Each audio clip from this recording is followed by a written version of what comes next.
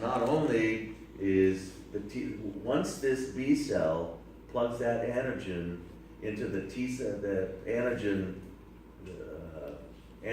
receptor of the T cell then showers it with interleukins. And it's the interleukins that really turn on this B cell, and this B cell then evolves into a bunch of slightly different cells, okay, which are called plasma cells. And the plasma cells are nothing but antibody factories. So that's the B cell. Not only does it have to bump into the antigen, but it, here I can take one. Okay.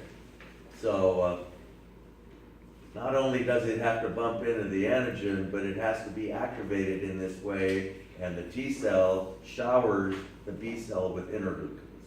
Okay. And that's what really turns the B cell on, and it then proliferates into a huge clone of identical plasma cells. And every one of those plasma cells has but one purpose in life, and that is to crank out antibodies. And those antibodies are cranked out at the rate each plasma cell cranks out about 2,000 antibodies per second. So that's a pretty, you see all the things that has to happen before that begins. Okay, all the looking around and bumping into all that stuff that has to happen. But these two events, okay, this happens in one place. It's not like they're sitting right next door. This happens in one place. The macrophage ran into this foreign particle somewhere, and then it has to bump into a T cell that has a receptor that fits it. And then the T cell has to wander around and bump into the B cell that's, presenting the antigen, having bumped into it in the same antigen itself. The odds of all that happening, even though there may be a lot of antigen around, it probably is, all of this takes time. And the odds against it all happening very quickly are not great. Okay, so B cell activation, B cell encounters antigen which fits its receptor. B cell processes the antigen and uses a class II protein to present the antigen to a helper T cell. Okay.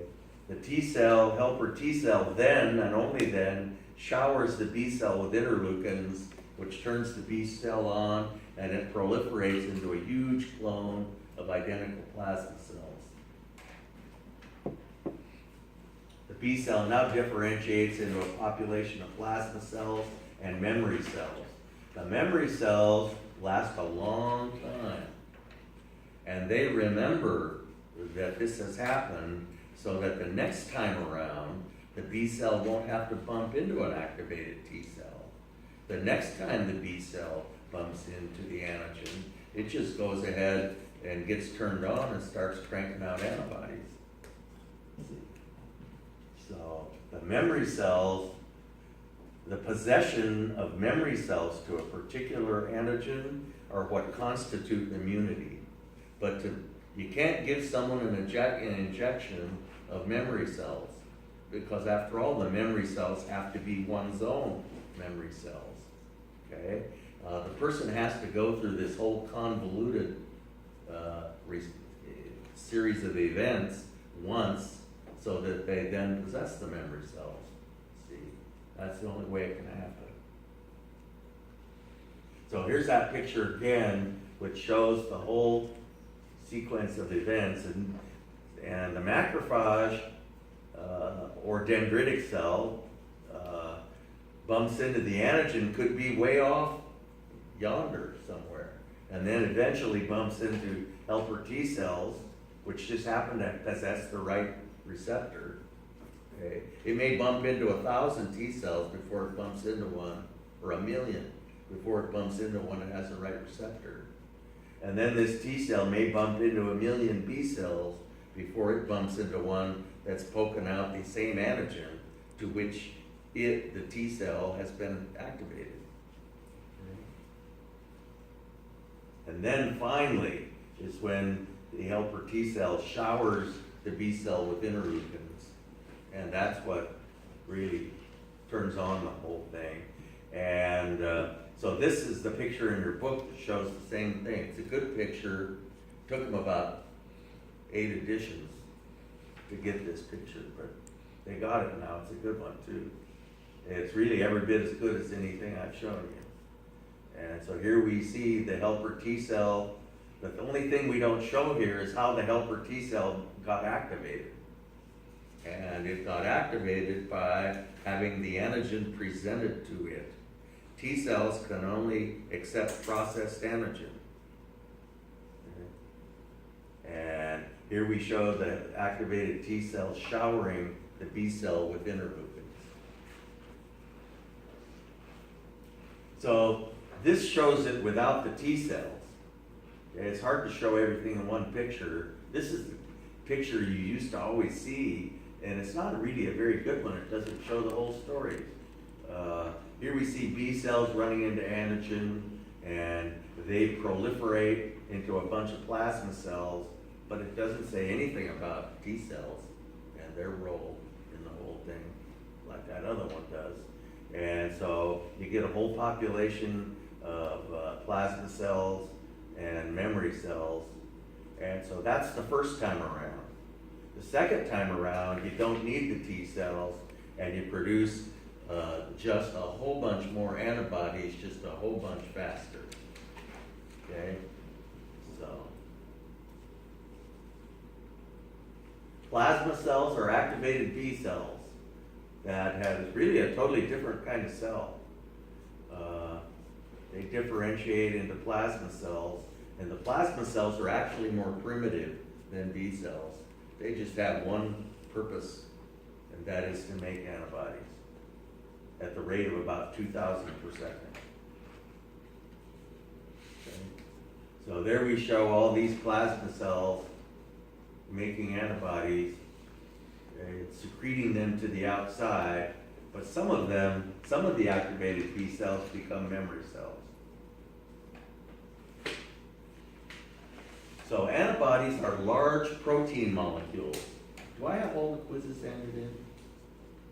No. Okay.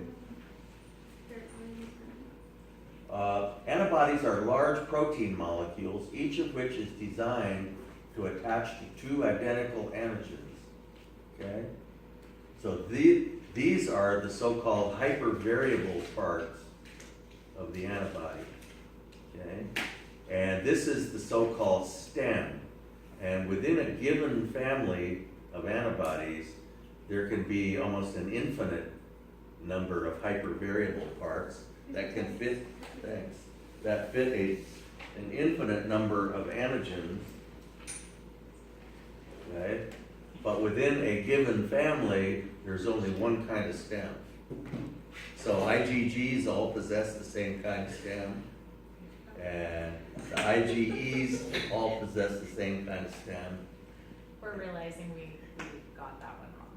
Oh, All of us. We're all going, yeah, we got that one wrong. Just so see, you I know why told we're you- sitting back I here. We're told not you- mocking you. We're just mocking ourselves. today, I told you we didn't all fit together. See? So you won't miss it again when you see it on the final. Okay?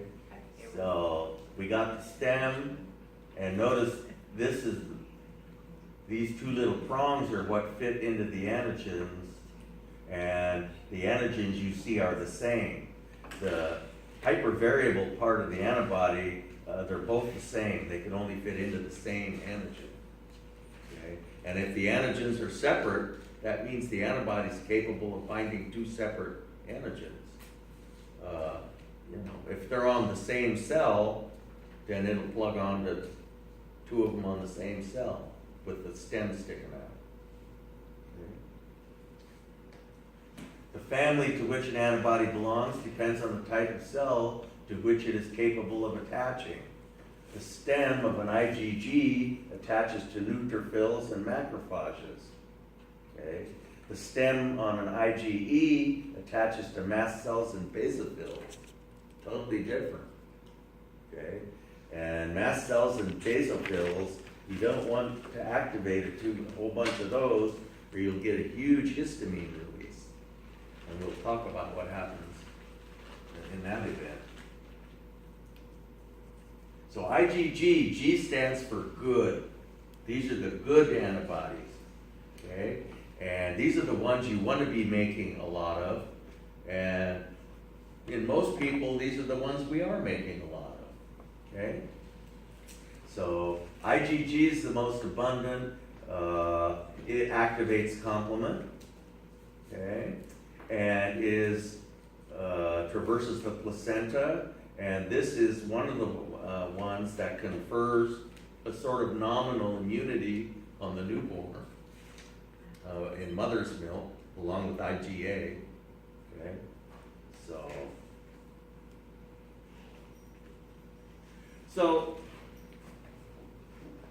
you see, here are some bacteria, and they've got a bunch of antibodies mounted on them, and the antibodies have attached using their hypervariable ends, and you see both prongs of the Y attached to the bacteria, to the outside of the bacteria, with the stem sticking out, okay?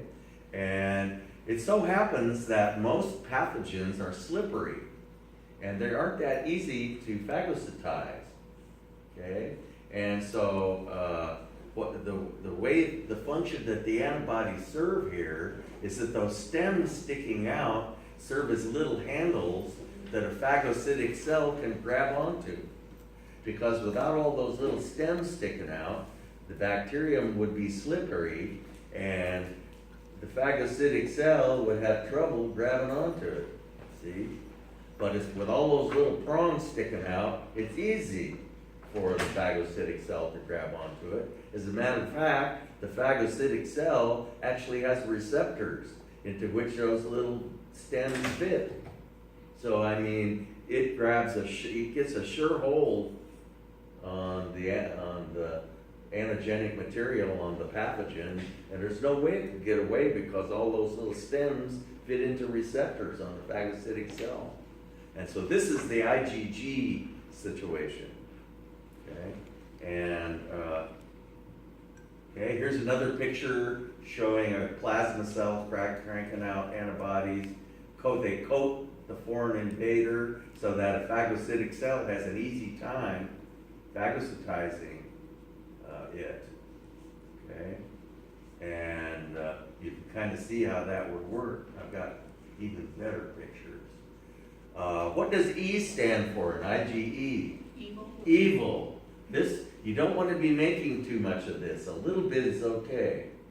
But these antibodies have your hypervariable part that's capable of attaching to an antigen, which if you release too much IgE, the antigen changes its name to allergen. And the stem on an IgE is capable of plugging into receptors on mast cells and basophils.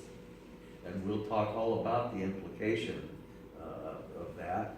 But you don't want to be coating your mast cells and basophils with IgEs that are specific to a specific allergen. Okay?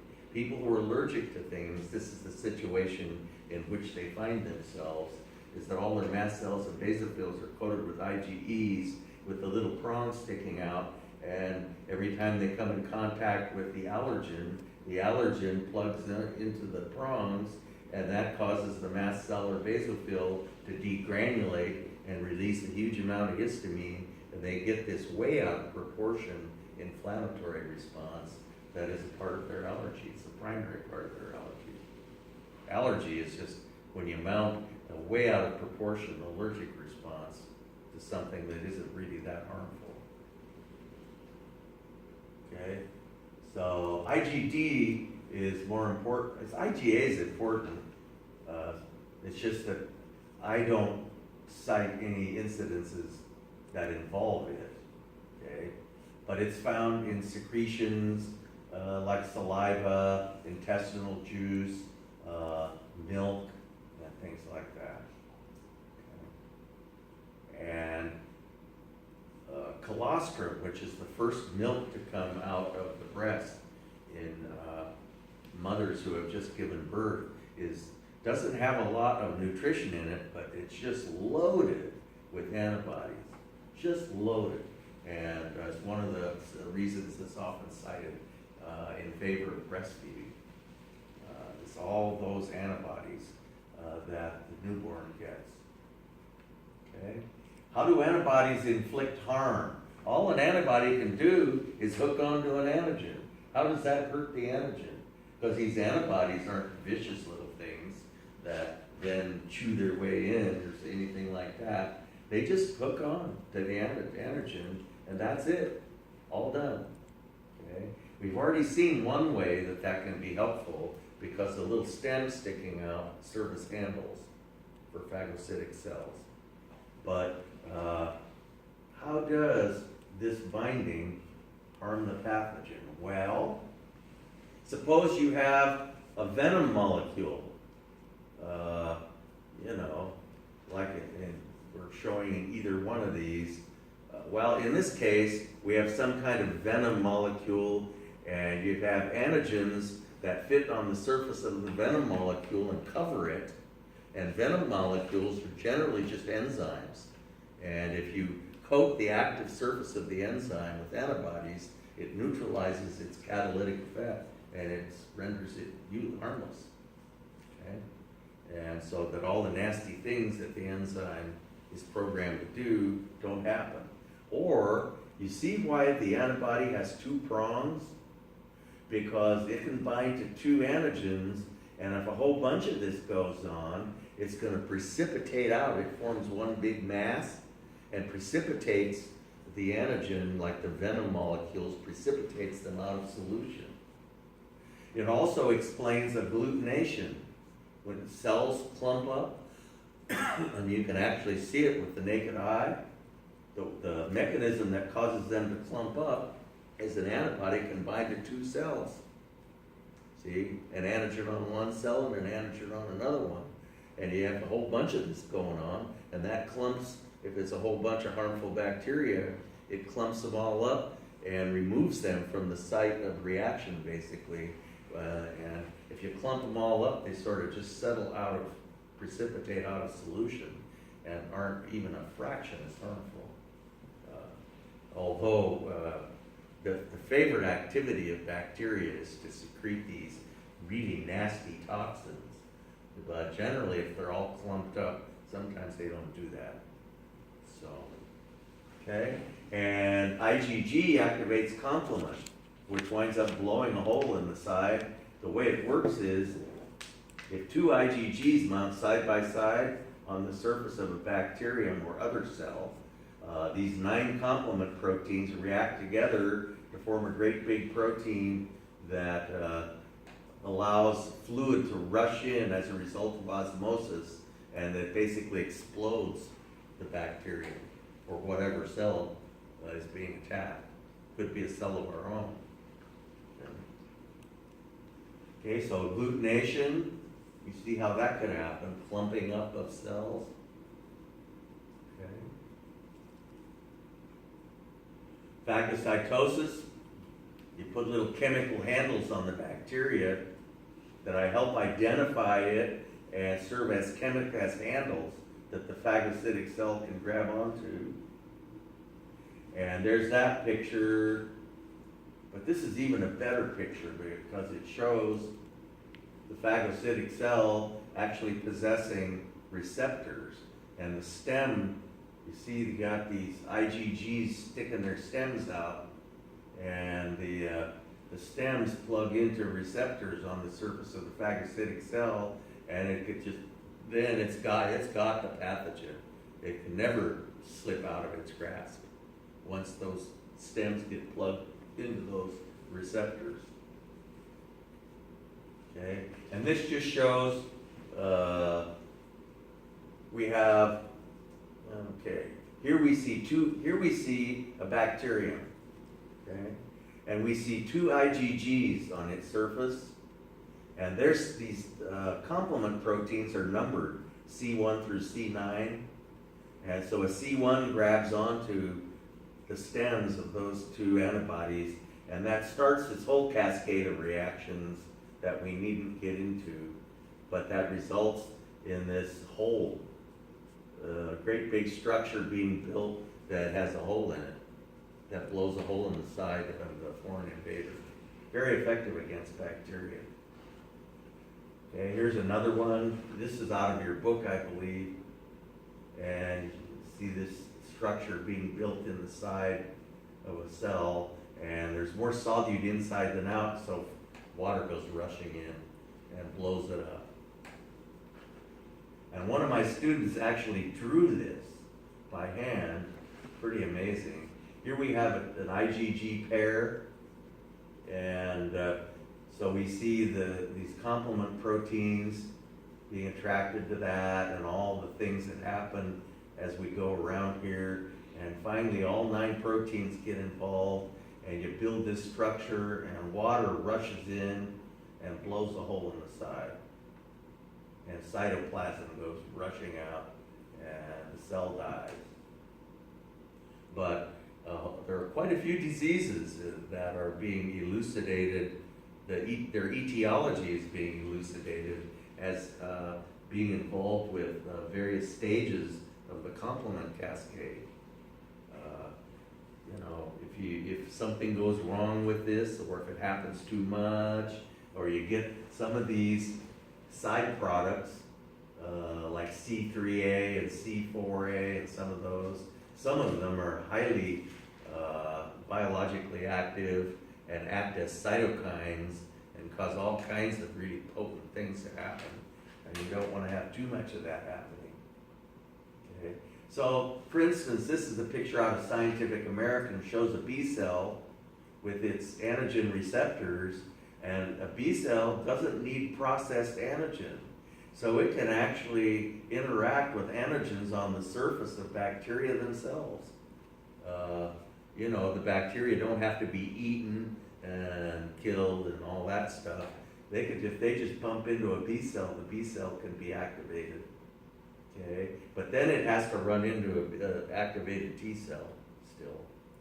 But okay, and so the activated B cell, all sorts of things happen, and complement proteins attack. See there, you see a pair of IgGs, and complement attacks the bacterium, and and then we have a macrophage over here and a macrophage up there, and all of a sudden we start coating these pneumococcus with antibodies, and their future doesn't look too good. Okay, so that's the antibody-mediated response. Let's talk about the antibody-mediated response gone awry. And actually, there are 4 different types of allergic, they're called hypersensitivity reactions, and not all of them are antibody-mediated. Some of them are cell-mediated. Like the way we react to poison oak is a class 4 cell-mediated hypersensitivity response, it's called. And that's why it takes a few days for you to react, is because activated T cells have to, start developing. But we're going to talk only about the anaphylactic reaction, which involves antibodies, which is the most common by far. The class 1 hypersensitivity reaction, which is the anaphylactic response. Okay, so intense inflammatory responses which characterize allergies are triggered by large releases of histamine. Okay, and the problem is too much IgE. Okay, and some people just release more IgE than others. Their B cells make IgE instead of making IgG. Why is that? I'm pretty certain it's because their helper T cells release too much interleukin-4. The interleukin that causes IgG to be made is interleukin-2. Okay, and that's the most common cytokine to be released by helper T cells. But in some folks, instead of releasing huge amounts of interleukin-2, they release interleukin-4, which tells the B cells to make IgG instead of to make IgE instead of IgG. So interleukin-4 causes IgE to be produced. Interleukin-2, causes IgG. And everybody releases a little bit of interleukin-4, but you don't want to release a whole bunch of it, or you'll make a whole bunch of IgE. Okay, and all the things will come to pass that you don't want to happen. This is a crude picture out of your book. I'm not sure they still have this one in there, but it's kind of, I've got better ones. Okay, this just shows a mast cell which is coated with IgE, and when an allergen comes onto the scene, the mast cell degranulates and releases all these nasty things which pump up platelets and neutrophils and causes mucus to be secreted in huge amounts, causes bronchial constriction and leukotrienes to be made and all that stuff. This is a really old picture though. This is the best pictures. Okay, so there are really two phases to the allergic event. The first phase is when you become sensitized to an allergen. You have to be exposed to the allergen one time before you become allergic to it. And during that sensitization, you are asymptomatic. Okay? You don't know what's happening. If you think you're not allergic to poison oak, well, don't become complacent because it can happen at any time. And I never used to be allergic to anything except poison oak, but as I've gotten older, and generally as we get older, the tendency for allergies becomes greater. And so anyway, why that is, given long enough, I can pick up and answer about anything. I'll spare you. So anyway, here we have a macrophage. Here's the antigen being ingested by a macrophage, and the macrophage presents it to a helper T cell, okay, using a class 2 antigen-presenting protein. But for some reason, the helper T cell secretes interleukin-4 instead of interleukin-2, and so our B cells become plasma cells, and instead of cranking out IgG, they make IgEs. The IgEs coat mast cells and basophils. You may remember mast cells are out in the tissues and basophils are in the blood, but they both do essentially the same thing. Okay? And so during this event, it takes a while for all this to happen, because after all, this activated B cell proliferates into a huge clone of plasma cells. That takes a few days, and all those plasma cells crank out all these antibodies, and the antibodies have to find the mast cells and basophils, but they do. And eventually, the mast cells and basophils all become coated with IgEs, all of which are specific to that allergen. But by now, the allergen's probably gone away, okay, hopefully. And you will be asymptomatic until you bump into it again, but now, this huge populations of your mast cells and basophils are coated with IgEs that precisely fit the allergen. And the next time the allergen comes along, okay, no symptoms are evident during sensitization. Okay? Usually the allergen's no longer present by the time the mast cells and basophils are coated with IgE. Okay? But the mast cells and basophils remain coated with IgE. Should allergen reappear, you're not going to be a happy camper, because all those mast cells and basophils will degranulate. Okay? And so here we show the allergen coming along again, and all our mast cells and basophils are degranulating all over the place and spewing forth these horrendous chemicals, histamine and bradykinins and prostaglandins and all those kinds of things. Okay, if this is localized, if it's in the skin, a lot of times you'll form lesions, like in the case of poison oak. If it's in the interior somewhere, you'll manifest the symptoms of acute inflammation, hopefully localized. If you should be unfortunate enough for it to be systemic, if it's something that's injected, the allergen, it winds up all over the body, you can exhibit a systemic allergic response, which is called acute anaphylactic shock, and can kill you in 30 seconds, unless you're just happen to be in an ER when it happens. You ought to see the treatment for acute anaphylactic shock.